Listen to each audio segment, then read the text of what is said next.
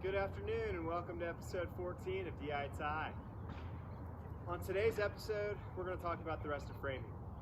Today is Tuesday evening, and as you can see, I am standing higher than I've ever stood in my yard before. It's pretty awesome. But what that means is they've started putting the plywood on the roof. It means they're getting pretty close to finishing up. So what are we going to talk about this episode? We're talking about roofing, specifically how they're tying in the new roof to the old roof. I think it's pretty awesome and really interesting, so I'll show you some of that. I'll talk you through some of the Tyvek waterproofing that I'll probably be doing this weekend, and then we might get into some window and door installation, not sure yet.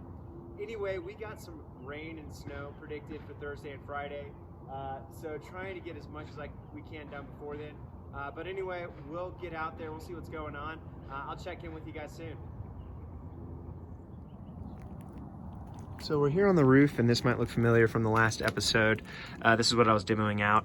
But down here, you can see what they did. They basically attached 2x6s directly to that pressure treated board at the top right there, which lays on top of that center block, and just framed an additional wall.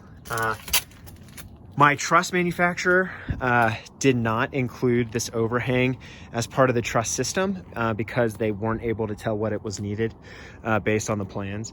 So actually my framers have been creating these trusses by hand over the past few days, but they look great. As far as how it attaches to the roof, really all they did was pick a load-bearing line, nail down a 2x6, and then frame a wall on top of it. Over here, doubled up a little bit, and then did a little stick framing for each of these. So yeah, not too crazy, but it's looking good. Over here, this side sits about a foot lower than this other side. When we take a step back and actually look at it from the street, it blends in really nicely with our existing roof line. So it's really hard to tell, which I really like, especially with the sunset right now. Really pretty. Anyway, one thing I kind of got sucked down a rabbit hole last night was this right here. So you see how this is funneling water into a flat plane. So we're gonna have to build a cricket roof that's basically a very flat slope from my current roof line down there. It's about 30 feet of distance, and I only have about 22 inches of drop. So yeah, it's gonna be about half a foot to 12 foot ratio, which means I'm gonna have to do metal sheathing and potentially a unique type of waterproof wrap. Anyway, I'll talk to you guys more about that once they put it up. I'm up here on the roof. It is Thursday afternoon, about 5 o'clock. It started snowing. The guys just left. So I came up and threw a tarp along this top ridge right here. I feel like this is where I'm most susceptible to water damage in my current house.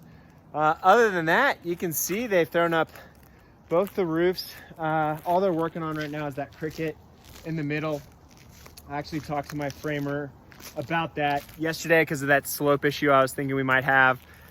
We were gonna do another hip right there, but it was gonna look kind of weird. So we still have 20 inches of drop over 32 feet, which gives us over half an inch to 12, which is like the roof rating. I did a lot of research into that, but I think it's gonna be okay. We're not gonna be able to do shingles there, but we should be able to roof it, and it should be great. Anyway, I'm packing up for the night. Hopefully it doesn't snow all night and they can come out and finish tomorrow. Talk to you guys soon. So after all of that fuss, we ended up going with the plan and creating that cricket roof right here. Not a ton of slope, but it's gonna get the job done. Anyway, they're basically all done here framing. I'm gonna show you guys the interior here in a second. But yeah, I should be calling for my inspection either tomorrow or the day after. So yeah, here we go. So it is Tuesday afternoon and they're all gone. They are done. I'm having my inspection come out tomorrow to do the walls and the roof. And once that passes, I should be done, but here we go. All right, so we're going into the side right here. This is gonna be the guest room, 2 windows, closet, come back out.